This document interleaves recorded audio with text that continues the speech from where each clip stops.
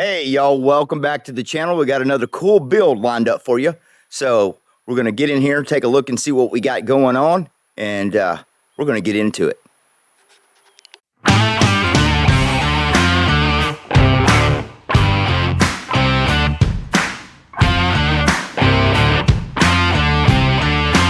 All right, ladies and gentlemen, I told y'all in one of the previous videos that we were going to have some old school stuff lined up.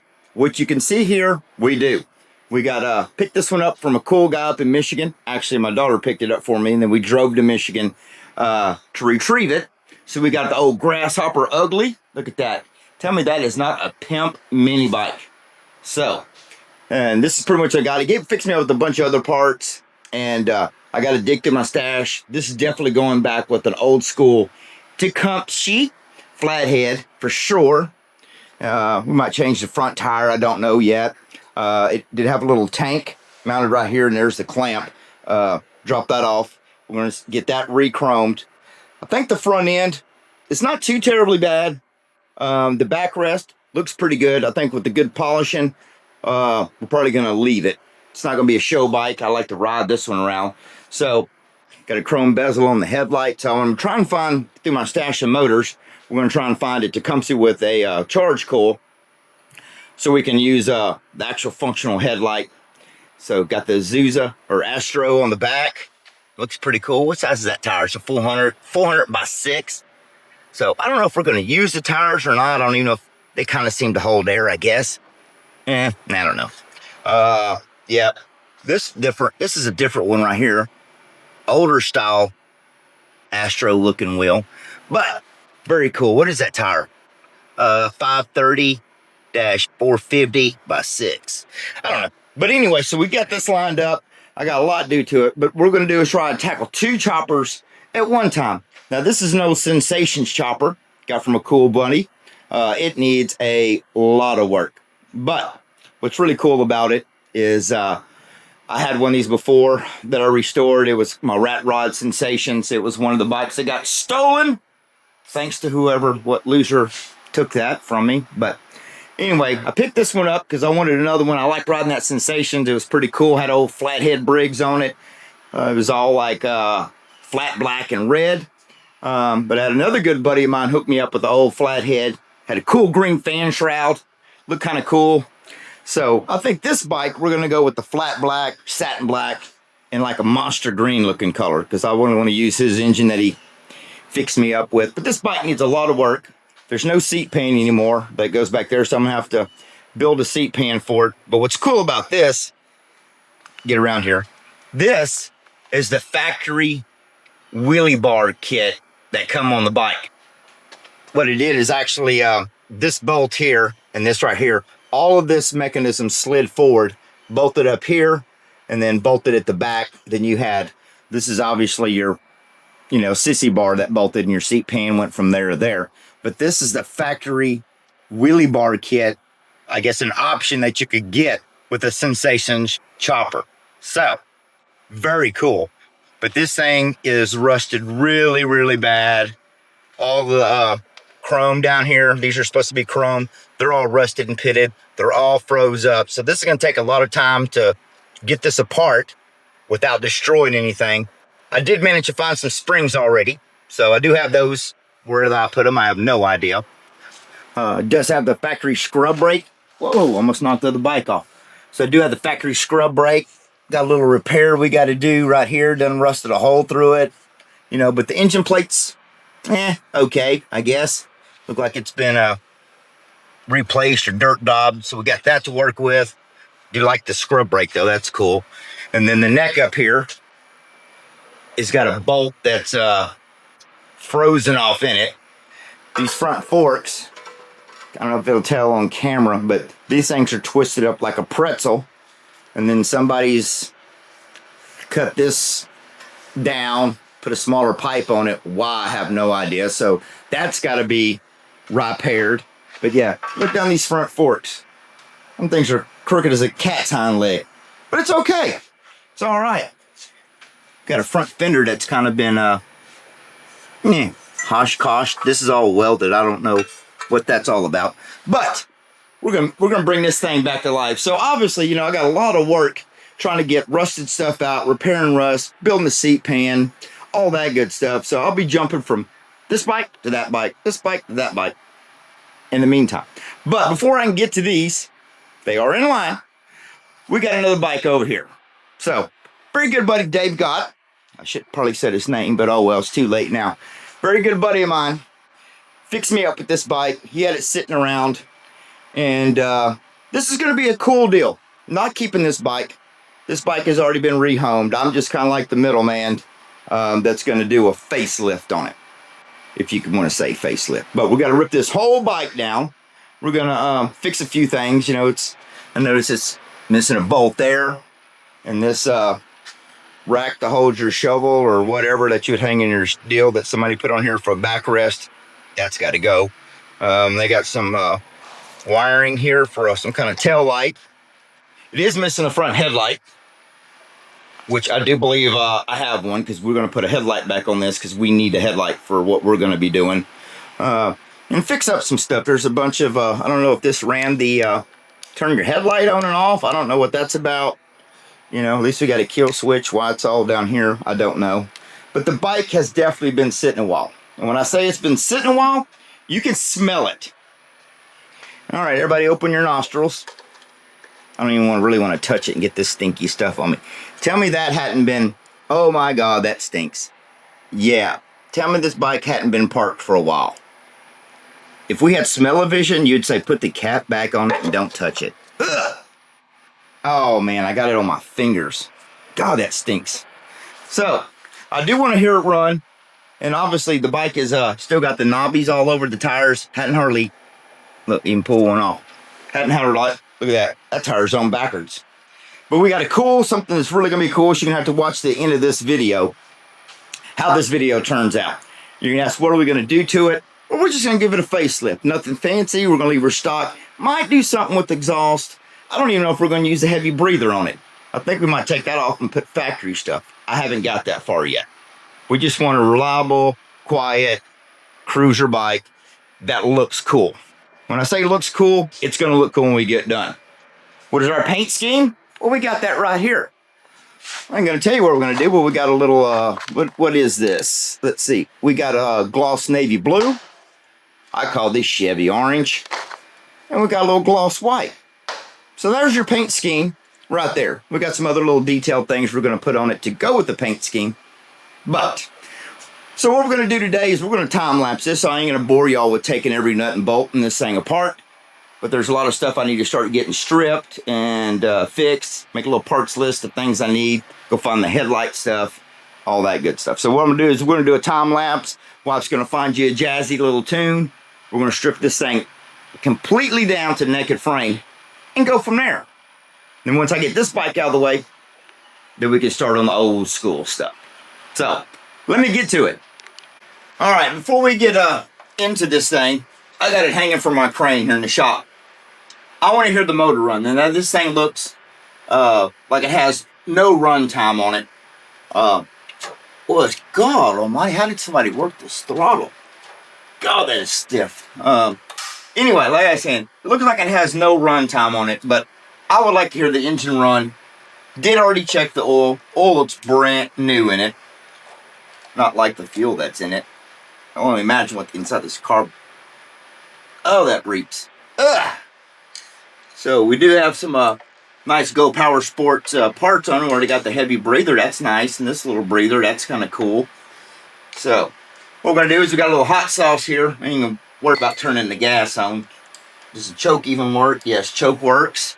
I guess they have this hooked up. I don't know. Wires are kind of just plugged into different stuff. Light cool's hooked up. Let's see. Do we have it on? That looks like it's on.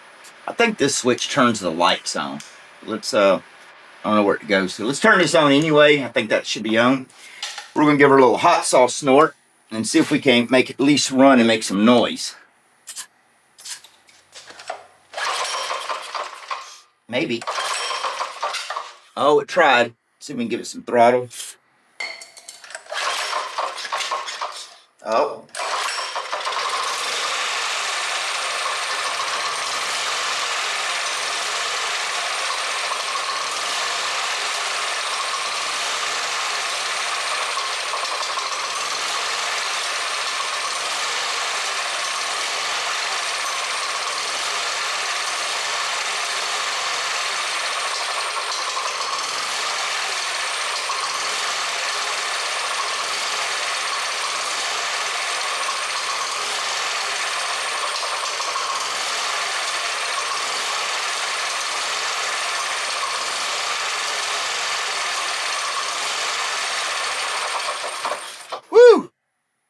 Oh, that stinks. All right. Well, at least everything runs. Everything was jiving on the torque converter and all that good stuff. So, that's a good sound. Bad smell, though. Woo! That reeks. All right, we'll rip this carburetor off. Obviously, I know I have some new tanks. I'm not even going to bother trying to clean this. This thing is so rusted, nasty, that ain't going to happen. That's going in the garbage.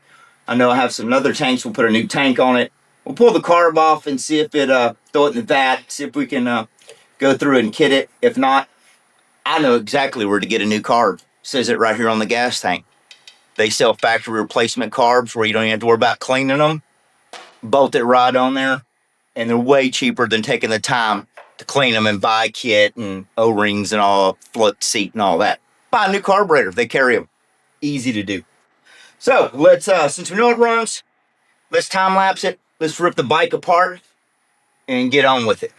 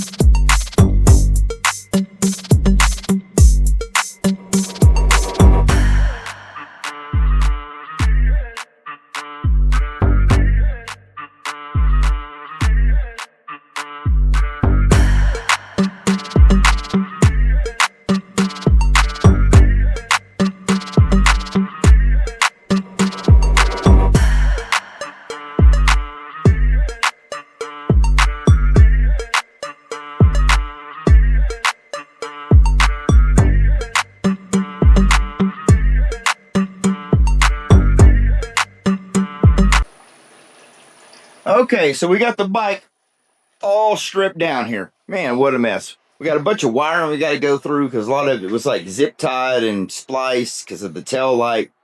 Got to track down a headlight for it, which I'm pretty sure I have one somewhere. We got a lot of stickers to pull off. We can get rid of all the stickers. I'm going to yank the carburetor off this Jewel and see if it's even salvageable. See if I can do that. Maybe just order one from Go Power Sports, save some time. Don't know. And jack shaft, all this stuff. This bike has like hardly any miles on it, but you got to get that sticker off of it. Got to get some sanding done to the frame. And these neck bearings, I was going to leave the front forks on it, and I turned these front forks, and they felt kind of crunchy a little bit. Well, that's because, when they built this thing, that's how I took it out. Absolutely no grease. That's the bottom bearing. They got some grease. Hold on, let me adjust this. Stand by. Look, they got some grease up here on the neck, or it don't do any good. Top bearing had a little bit of grease right there, but if you look at the rest of the bearing, bone dry. So even though you buy a new bike, you know, I know the Trail Masters, I've taken them apart, like my MB200. When I got that, I took that bike all apart. It was greased. Now, this is a Coleman bike, I do believe. Let's look at the tag down here. See if we can get the camera down here for you.